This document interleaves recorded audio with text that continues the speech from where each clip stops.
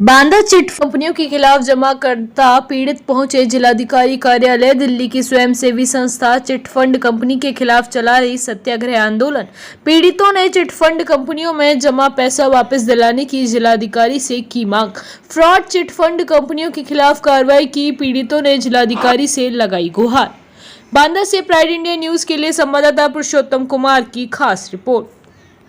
नाम है मेरा। कहाँ से आए हैं और कैसे? मैं दिल्ली से आया हूँ। ठगी पीड़ित जमाकर्ता परिवार तपजब के नाम से एक ऑर्गेनाइजेशन चलाते हैं हम लोग, और उसके तहत हम भारत यात्रा कर रहे हैं मिशन भुगतान के नाम से। पूरे देश भर में जो 20 करोड़ लोगों को टोगो रिटेल मार्केटिंग जैसी फ्रॉड कंपनीज ने ठगा है। सहारा इंडिया, PACL, बाइको, कर्म भूमि, कल्पतरू और इस तरह की मतलब लगभग 2 लाख कंपनी है जिनको बर्ड्स एक्ट 2019 के तहत 21 फरवरी को बंद कर दिया था माननीय प्रधानमंत्री और सेंट्रल गवर्नमेंट ने। ऐसी कंपनीज को बैन करने के लिए और जिन लोगों का पैसा इन कंपनीज में डूबा उनके भुगतान के लिए अनियमित जमा योजनाएं पाबंदी कानून 2019 बनाया गया। स्पेशल ऑर्डिनेंस के माध्यम से उसको 21 फरवरी 2019 को पूरे देश में इन्फोर्स किया गया, लागू किया गया। लेकिन दुर्भाग्य की बात है कि उत्तर प्रदेश जैसे बड़े राज्य में जहाँ 2 करोड़ से ज़्यादा ठगी पीड़ित हैं, उस राज्य में इस कानून के तहत न तो मुकदमे पंजीकृत होते हैं, न किसी भी जिलाधिकारी के यहाँ या ADM साहब के यहाँ उनकी कॉम्पिटेंट अथॉरिटी की तख्ती लगी होती है। क्योंकि बर्ड्स एक्ट 2019 और उत्तर प्रदेश का अपना जो लोकल PID एक्ट 2016 है, दोनों में जमाकर्ताओं के पुनर्भुगतान की व्यवस्था शासन ने की है। और उसके तहत प्रत्येक जिले में एक सक्षम प्राधिकारी अपॉइंट किया गया है, DM को सक्षम प्राधिकारी बनाया गया है। लेकिन दुर्भाग्य की बात है कि छोटे छोटे अधिकारियों के कार्यालयों पर भी तख्ती लगी होती है कि इनका ये काम है, लेकिन इस कानून के तहत जिनको कॉम्पिटेंट अथॉरिटी बनाया गया है उनकी तख्तियाँ तक नहीं लगी हुई हैं। इसलिए जनता को बहुत ज़्यादा परेशानियों का सामना करना पड़ रहा है, भटकना पड़ता है। उन्हें पता ही नहीं चलता कि हमें कहाँ दावे फाइल करने, कहाँ से हमारा भुगतान होगा। और ये तो चलो रही बात अधिकारियों की, सक्षम प्राधिकारियों की। ये देखेंगे आप स्टेट गवर्नमेंट का, इलाहाबाद हाई कोर्ट और गवर्नर साहब का ये संयुक्त नोटिफिकेशन है।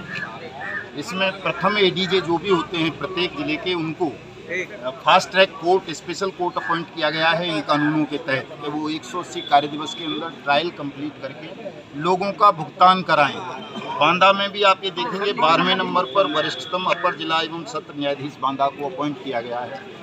लेकिन आप जब कोर्ट में भी जाएंगे तो वहाँ भी इनके नाम की तख्ती किसी भी अदालत में नहीं लगी होगी। ये बड़े दुख का विषय है। तो हम इस कानून की अनुपालना सुनिश्चित कराने के लिए, पार्लियामेंट की सम्मान को बचाने के लिए, कानून के सम्मान को बचाने के लिए लोगों को और प्रशासनिक अधिकारियों को भी साथ साथ जागरूक कर रहे हैं कि वो बर्ड्स एक्ट की अनुपालना सुनिश्चित करें।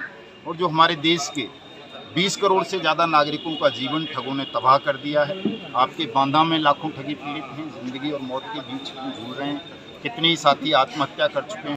अच्छा, आज किस तरह का ज्ञापन आप लोगों ने यहाँ पर? हम लोगों ने इस चीज़ का ज्ञापन दिया हुआ है कि हम लोग टोगो रिटेल मार्केटिंग कंपनी में काम करते थे। वहाँ यहाँ पर बांदा में ऑफिस खुला हुआ था।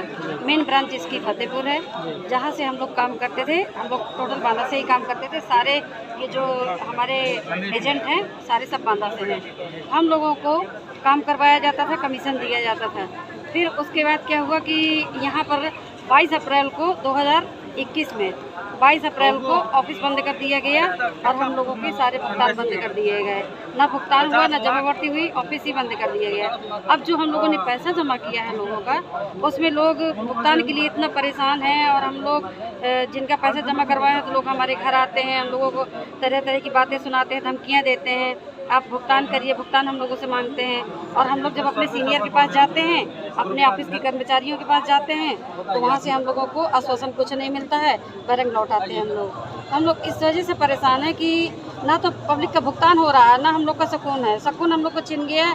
यहाँ तक कि घर में लोग धावा इतनी बुरी तरीके से मतलब आकर बोलते हैं, देते हैं इतनी धमकियाँ कि अगर आप लोग नहीं करेंगे तो हम घर गिरा देंगे, आपका सामान तोड़ फोड़ करेंगे। तमाम तरीके की परेशानियों का सामना हम लोगों को करना पड़ रहा है।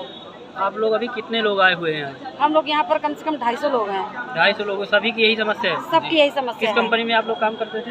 ये टोगो रिटेल मार्केटिंग कंपनी में काम करते थे हम लोग। अच्छा, तो आज किससे मिलने आए थे? जी, किससे मिलने आए थे आज? आज हम लोग DM साहब से मिलने आए थे। अच्छा, तो क्या मुलाकात हुई आप लोगों की? जी। क्या कहा उन्होंने? उन्होंने आश्वासन दिया कि इस कंपनी का पता किया जाएगा और रजिस्टर्ड है कि नहीं रजिस्टर्ड है।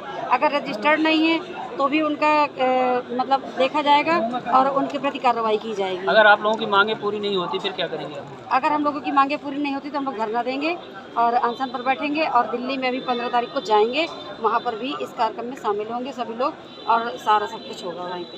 मामला है सर, आपके संज्ञान में अब ये मामला